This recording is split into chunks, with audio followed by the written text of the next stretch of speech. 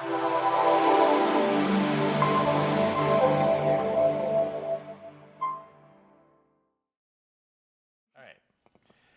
welcome to the Board of Damocles. I am your host, Jim Buchanan, and this is... Griffin Buchanan. That's right, Griffin Buchanan. So he's coming on the channel with me to help me with a video here on a game that he really likes and that I like, and that there's a ton of reviews out there. But we're going to do one anyway because I think it's important to get the perspective of the kids sometimes. And, you know, in some of the hobby games that we play, we don't always bring the kids in, not so much because of subject matter or anything like that, but either way. So today we're going to talk about Quacks of Quedlinburg. Yeah, okay.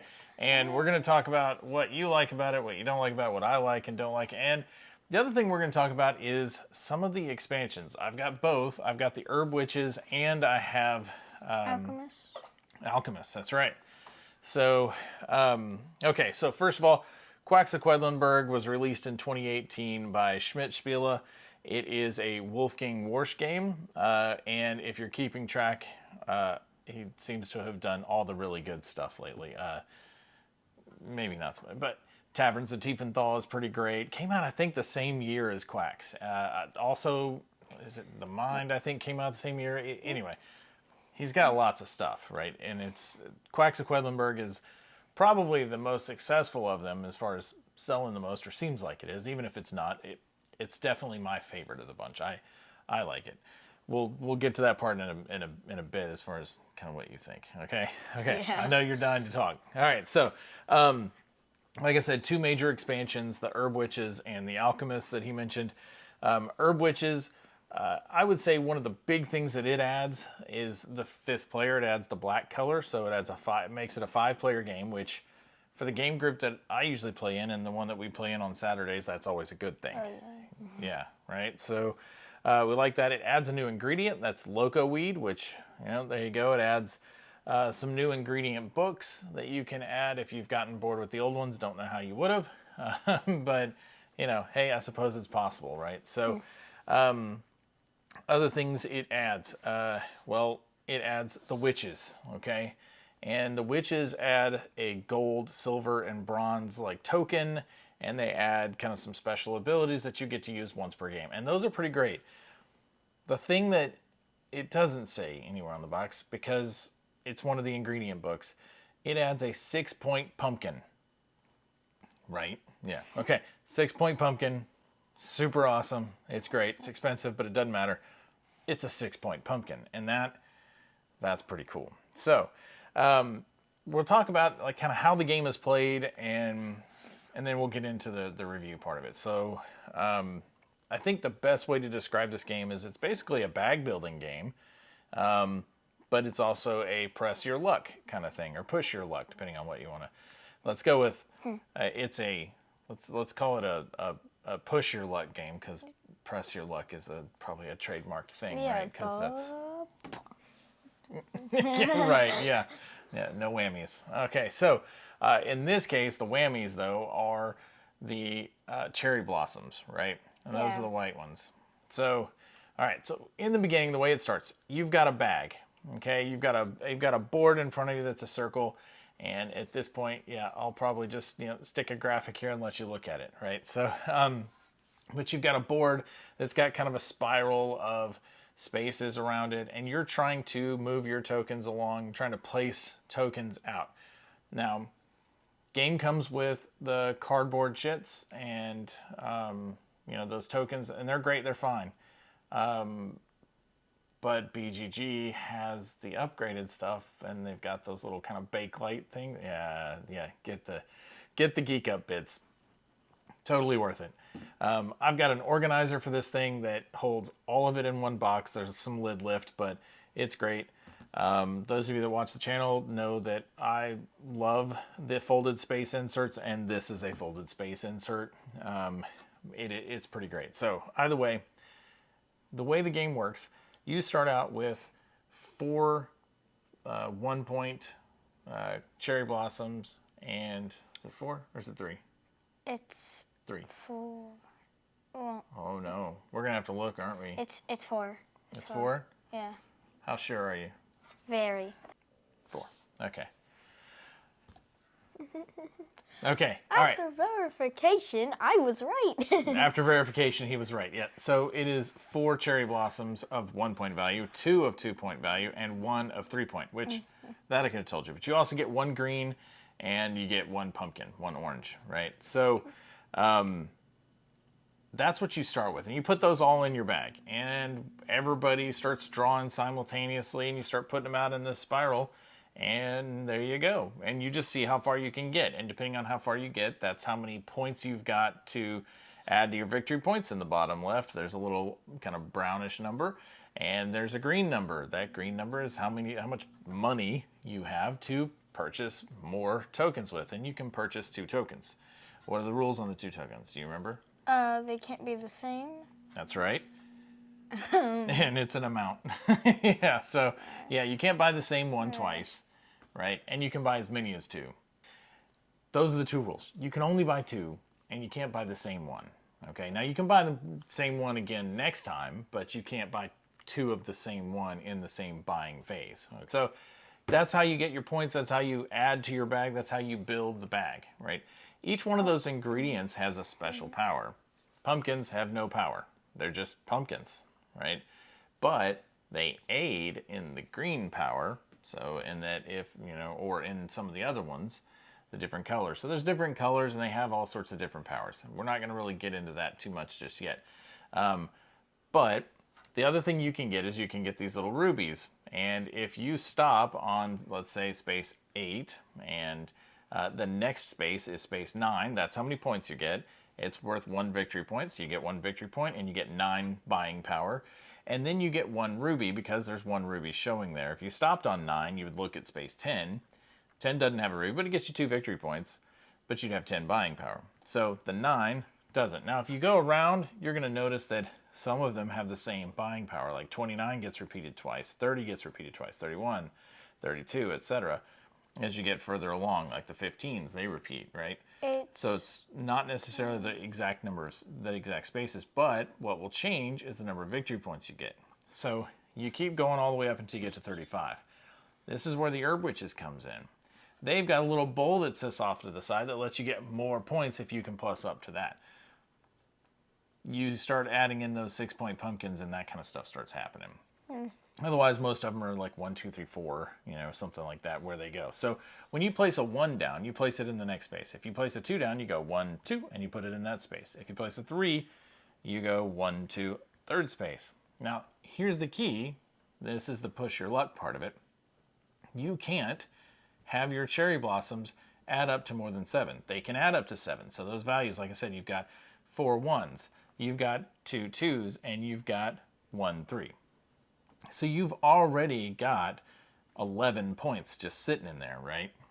So out of those 11 points, there's a good chance if you just keep drawing, you're going to do that. So you have to figure out where you're going to stop. So the more you put into your bag, the more diluted that gets. Yeah, but there is 1 card that can change that to 9, so not absolutely every round. That's a good point. We didn't talk about the fortune cards, did we? So at the beginning of every round, you flip over a fortune card, and that changes something about the round. Like he said, it could be that it adds the total value to 9. So that, that's a huge help. That means everybody pushes a little bit further. It allows you to get a lot more out, especially if that one comes out late in the game. You may be pushing all the way out through the 35. Very likely. Well, if you're playing with you, yeah. So, yeah, because I'm insane. I'm are. Undefeated, I think. So I think you are. Anyway, So we'll edit that out. So, Fine. but, so the other thing we can tell you, okay, so those rubies, we talked about getting those. So you can take rubies and you can use them to refill your flask. We didn't talk about what the flask means. So the flask is, I just pulled a 3 cherry blossom out and it was, say, early and it put me at 6. You didn't blow up, or it put you at 7. You can put that back. You flip your flask, put it back, and there you go. You get to draw again. But like I said, you put it back in the bag, so it's not gone. You still have to keep drawing. So it does potentially prolong it, but doesn't have to.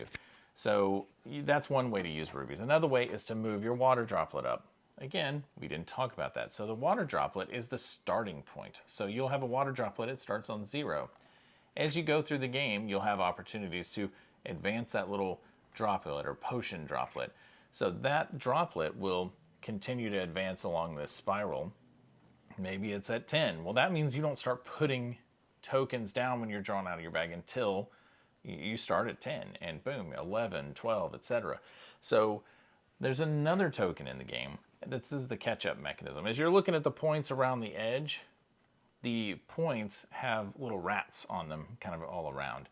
And the number of rat tails between you and the first player is how many rat spaces you get. And that's like having a temporary bump to your Water droplet. Water droplet, that's right. So that helps push you forward.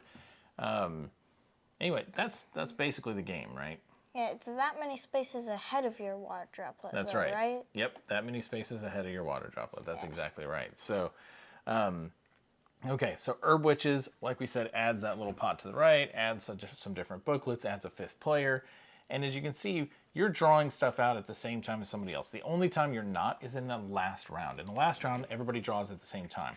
Because you don't want to say, well, I got to push to win. You have to say, well, you're all drawing at the same time. And when you decide to stop, you just pull out and you empty hand. So, and if you pull out with an empty hand, okay, hey, you're done. So, and you're done for the round, and that's your finish point. Others, may keep going, right? Because maybe you have to catch up. So that's the Herb Witches. The Alchemist adds a totally different thing to it.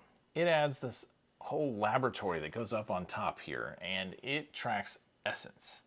So essence is basically distilling those potions down. And it is how many different colors did you place on your board.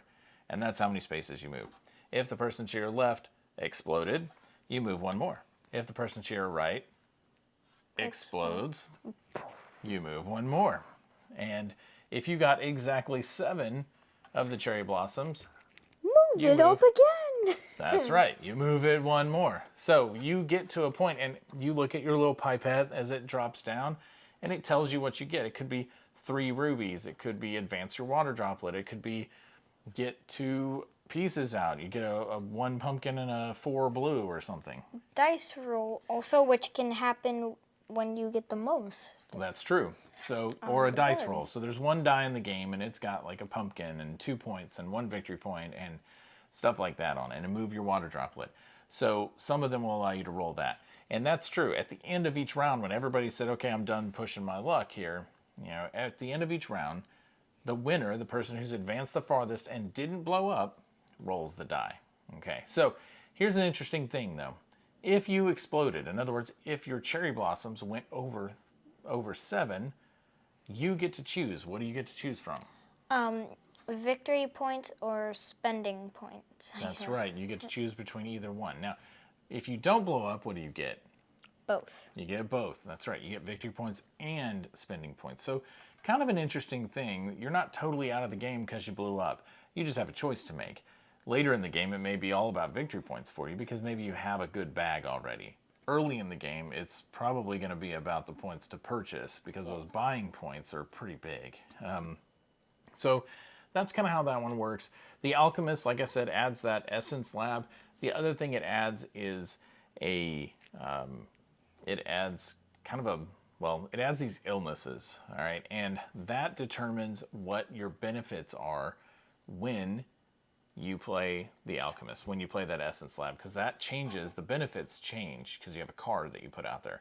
And we played with Chicken Eyes the other night, we played with him because he had something on every spot. That's right. And he was the easiest one to play with, too. There was less kind of crazy rules around him, I think. So either way, it was a lot of fun. I enjoyed that one. That one's pretty good. So I've played with the Herb Witches, and we've played with the Alchemist. I haven't played with both of them together. I think that would be kind of fun. I really want to do that. Right? Because Alchemist makes it so easy to get to 35 that you're like, I wish I could go further, but I can't. Yeah. Okay. So that's a good point. Alchemist, well, I think the chicken eyes one specifically really let us do that. Definitely. And you, I mean, because you were moving your little water droplet up a lot. So either way, so you play through 9 rounds and then you're done. It's not bad. It's a relatively quick game. 3 of us played the other night. So, and the 3 of us played in about an hour and a half. So, and we were playing kind of slow. That included setup and teardown and everything else too. So, it wasn't too bad. And we had to learn how to play the Alchemist because we hadn't played that one before. So, all right. So let's talk a little bit about a couple of things. Well, what do you like about the game aside from winning all the time? What do you like about the game? I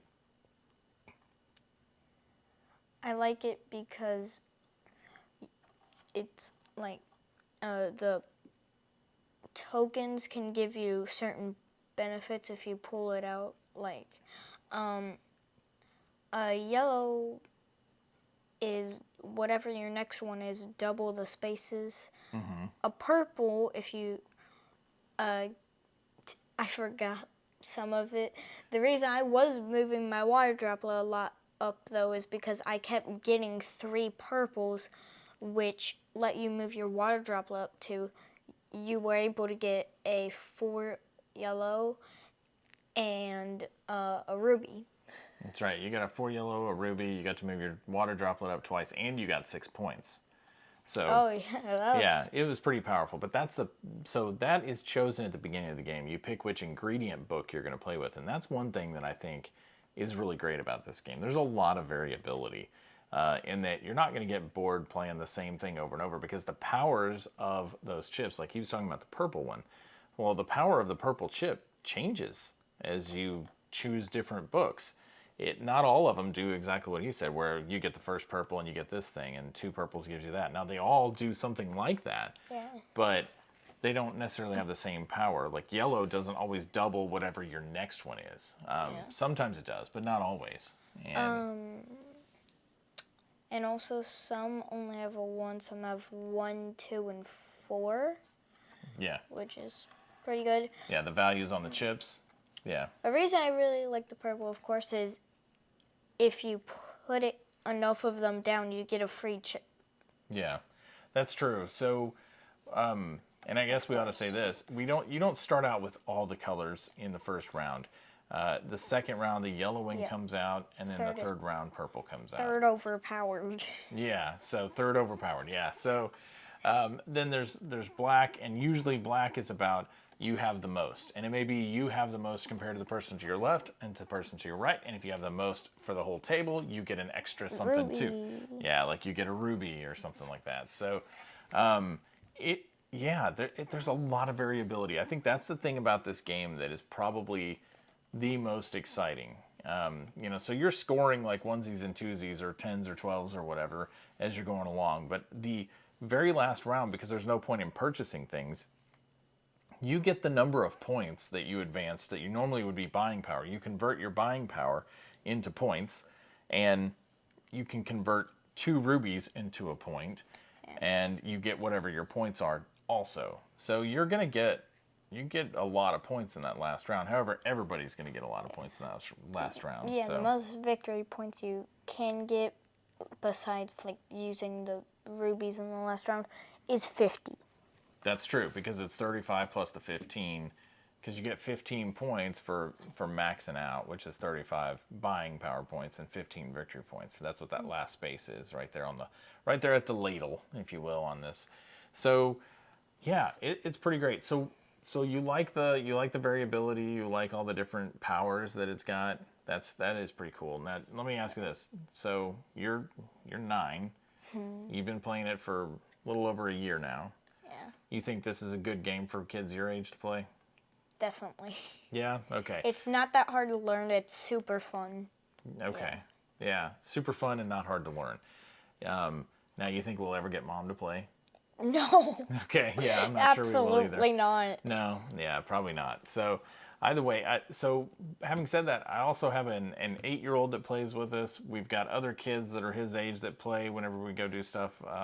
The 8-year-old's got friends that play too. So this is a good game for if you're trying to break your kids into some of the hobby games and get them used to some ideas and some concepts of, say, purchasing things and kind of building a bag, you can lead that into, say, deck building later, that kind of thing. So, those concepts can stack on each other as you introduce new games. This is a good one, maybe not the first game you start with, right?